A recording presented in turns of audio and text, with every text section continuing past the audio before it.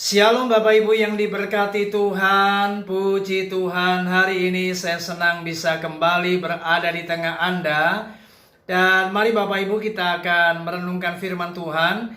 Tema renungan singkat di hari ini adalah 3 paradigma mengikut Tuhan Yesus.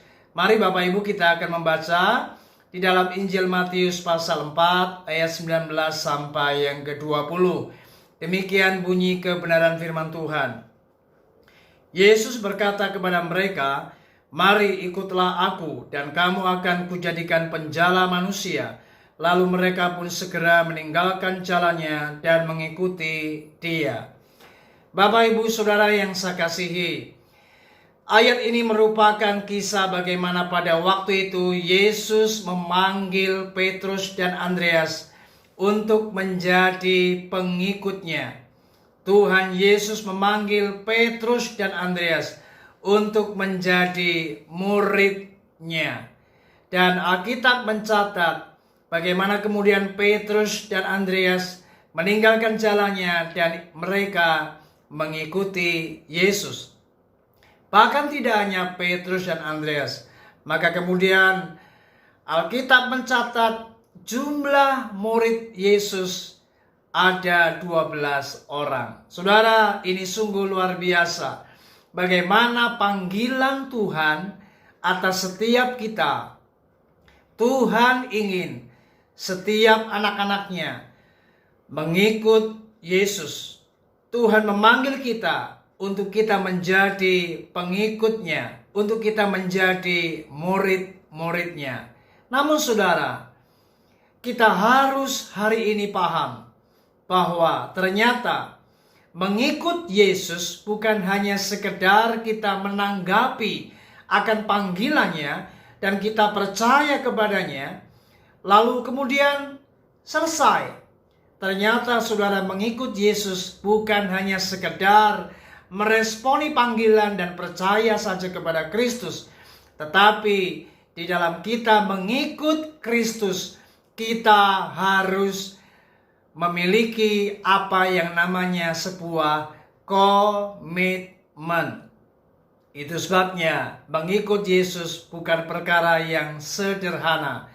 Mari Bapak Ibu Saudara, jika hari ini Anda sudah menjadi Kristen, maka Anda harus benar-benar sadar mengikut Tuhan itu harus membutuhkan sebuah komitmen. Nah, di hari ini saya akan bagikan 3 paradigma bagaimana kita mengikut Yesus. Yang pertama, orang yang mengikut Tuhan Yesus, maka dia harus memiliki sebuah kesadaran bagaimana ia harus berkomitmen untuk siap memikul salib.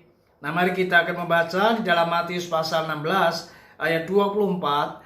Firman Tuhan berkata, "Lalu Yesus berkata kepada murid-muridnya, setiap orang yang mau mengikut aku, ia harus menyangkal dirinya, memikul salibnya, dan mengikut aku." Saudara, ini yang pertama. Ketika kita memutuskan diri untuk mengikut Yesus, maka Anda harus siap untuk apa yang namanya pikul salib. Saudara, memikul salib itu artinya kita harus siap menjadi pribadi-pribadi yang siap memiliki sebuah prinsip-prinsip yang berbeda dengan prinsip-prinsip dunia.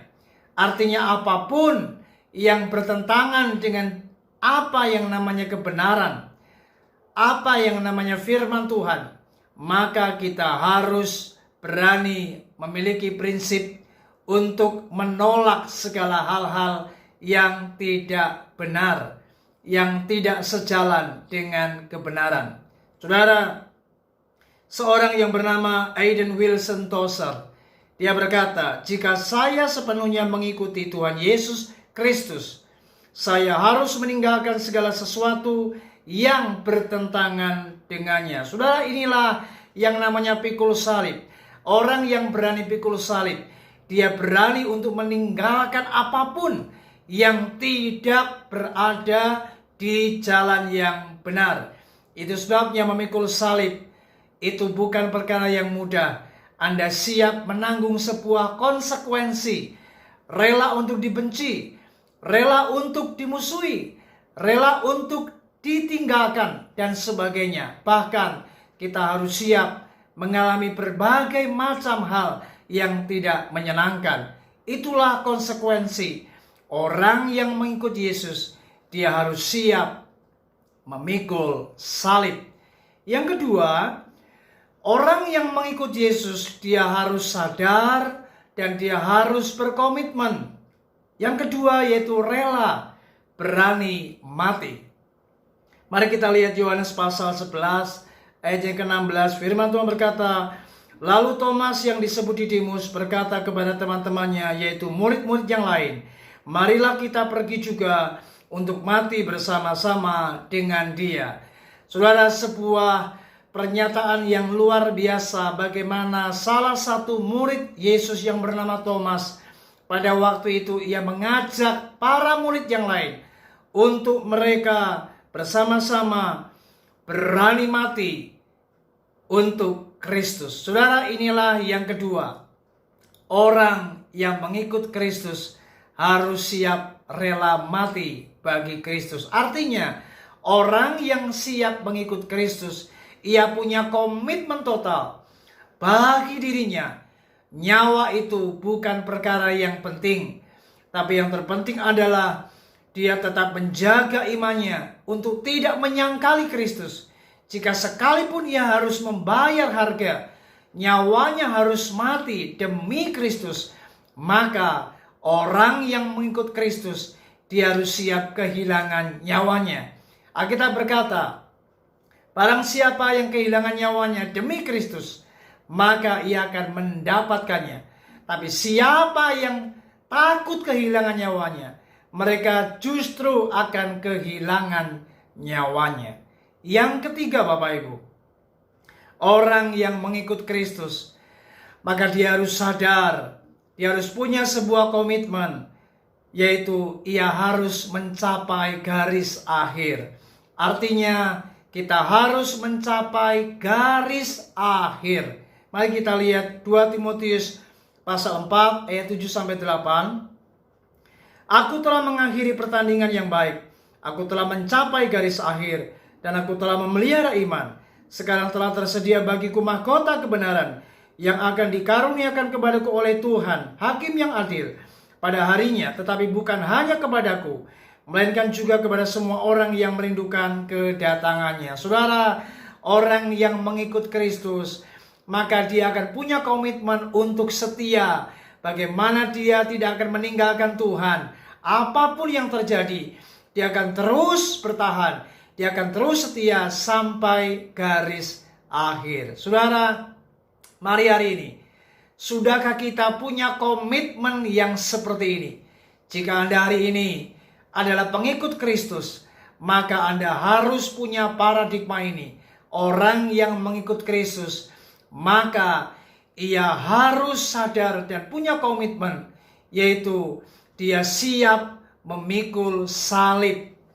Dia rela untuk mati demi Kristus. Dan yang terakhir, orang yang mengikut Kristus, maka dia harus mengikut Kristus hingga sampai garis akhir. Itulah kesetiaan di dalam mengikut Tuhan Yesus.